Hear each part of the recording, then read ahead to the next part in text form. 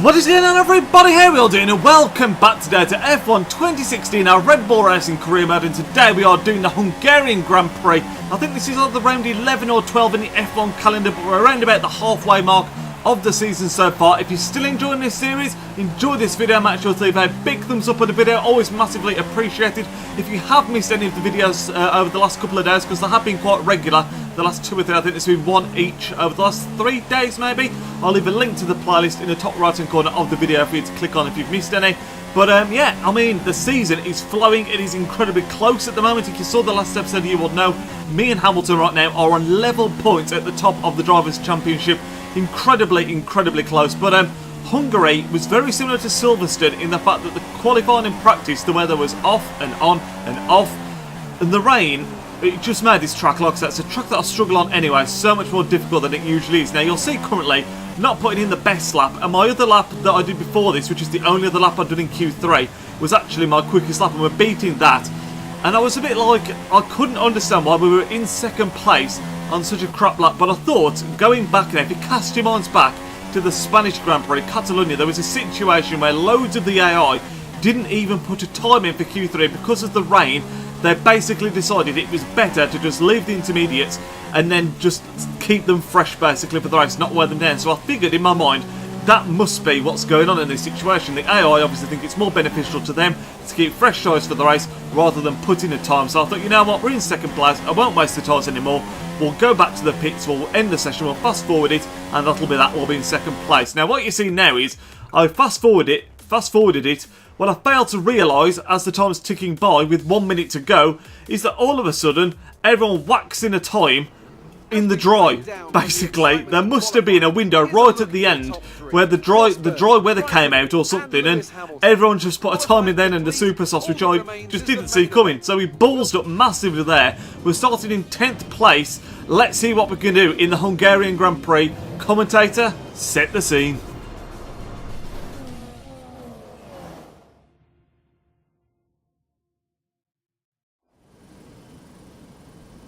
We've seen some astonishing Grand Prix here over the years, haven't we?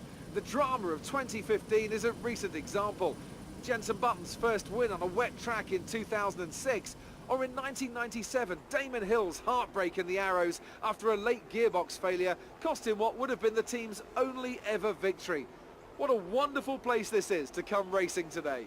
So before the off, let's remind ourselves of yesterday's qualifying session with a look at the starting grid. Nico Rosberg will start his silver arrow from pole position, and Kimi Raikkonen completes the front row. Looking down the rest of the grid, we have Hamilton, Vettel, Carlos Sainz, and Ricciardo, Bottas, Button, Alonso, and a Red Bull, Grosjean, Hülkenberg, Daniel Kvyat, and Massa, Perez, Gutierrez, Rio Haryanto, and Pascal Wehrlein, Palmer and Magnussen, Felipe Nasser, and Marcus Ericsson rounds off the grid.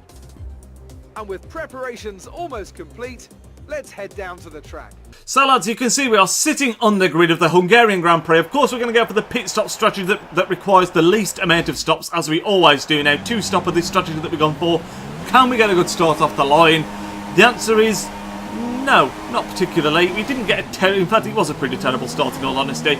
The one thing I was clutching onto after the poor qualifying, the disaster there, was the fact that first couple of laps we could potentially pick up a lot of places, because let's not forget, although we qualified in 10th, we're around the likes of Button and Alonso, who are performing well above expectations, I think, getting in the top 10. We've got a much quicker car, and hopefully, while the grid is quite tightly packed especially, we can pick up a few positions and capitalise on the fact that it's just a tight grid and we got the quicker car. Now, we pick up 3 positions going just through the first couple of corners, up into 7th place. Absolutely delighted with that, and that's exactly what I was aiming for. Like I just said, we get caught behind Daniel Ricciardo, and you're going to see some excellent wheel-to-wheel racing going through these second and third sectors now. You can see I thought I got him out on the outside, holds onto his line really well.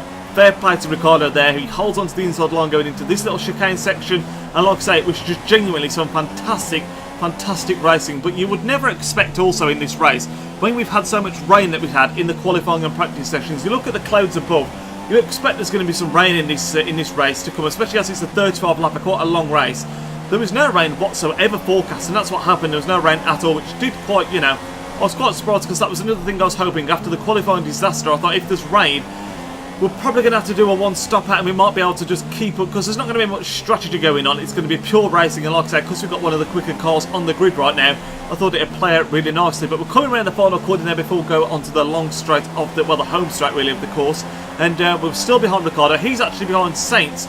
I don't know how Saints got so far up in the qualifying. I don't know if he put in a really good time, I don't remember, or if he just had a fantastic first lap, but Ricardo takes him up the inside.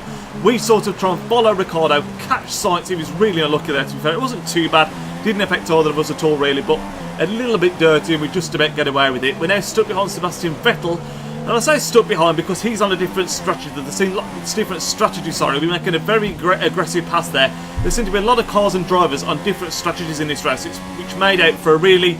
He was interested and complicated at the same time, because he never really knew whereabouts everyone was on the track around you, whether they had the quicker, well, you could see whether they got the quicker tyre now, but how many stops they were going to do, what their strategy was, all that kind of stuff. And we're going into the first round of stops now in P3. A lot of cars have already pitted, that's why we jumped up a few places, but we're coming. We were quite lucky actually. I tried to avoid pitting at the same time as Ricardo. We ended up coming in the same lap, but he's quite a bit ahead of us, so you'll see by the time we get to the pits and get pulled in to get our tyres changed, he's already got it at this point, so it didn't cost us any time sitting and waiting behind Ricardo, thankfully. But we're coming in third place.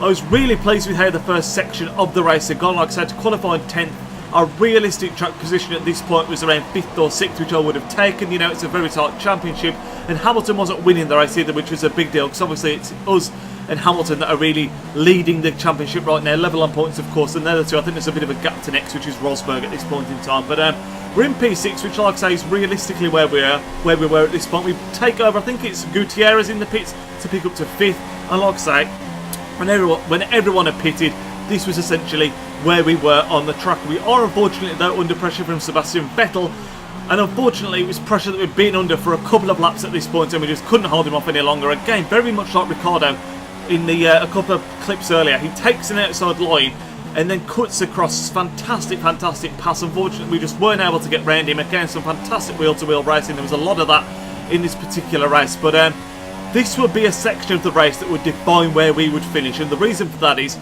Vettel is currently on the slower tyre, I believe. I think we're on the soft and he's on the medium, and that to me just meant we did not have the pace.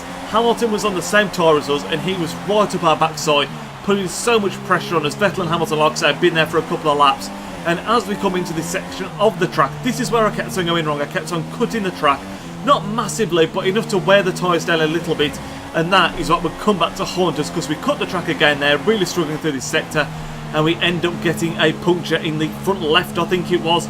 Absolute disaster. But the one positive I could take, because this has happened to us once before on this career mode, again, we were quite near to the pit stop, so we were going to lose quite a bit of time, and it was likely that Vettel and Hamilton would be gone, but we weren't going to lose positions to anyone else behind us immediately, which was quite nice.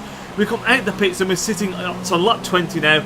We're in 15th position, but of course we have now got a bit of a stint where in theory we haven't got to pit in again, and we can just pass over everyone in the pits, which is exactly what we did. We got all the way back to 6th, because like I said, the pit stop didn't cost us too much time because we were near the pit stop anyway, and we get a second goddamn puncture. Absolutely ridiculous. I mean, I know I was hitting the rumble strips a bit, but to get 2 punctures in one race, I think it's just absolutely brutal. You can see we're really struggling to keep it on the track at this point near the pits, and this, by the way, lap 34 of 35, we were 1 point away from finishing in 6th, which would have been above target. I would have been extremely happy with, because like I say, we didn't have fantastic pace on this track.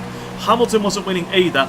We'd reached our objective. It would have been okay to get 6th place. I would have been super happy with it in the end, but we end up coming out the pits, last lap now, sitting in 11th place, so we're just outside of the points.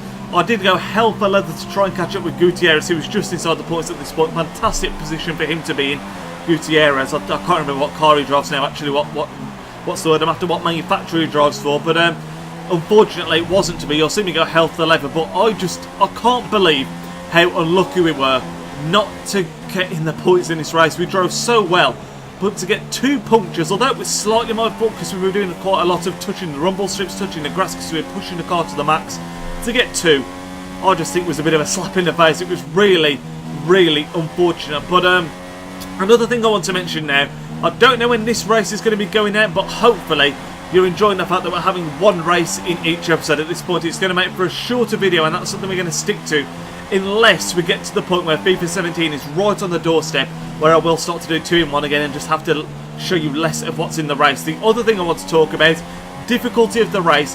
Everyone, again, I've commented on the last video saying about not being on the highest difficulty, and some people wanted me to turn it up from expert. I actually tried for this race to turn it up, but unfortunately I can't find a way to do so because we're already deep into the career. It doesn't let me change the difficulty from expert, which I will say now again I think is fine.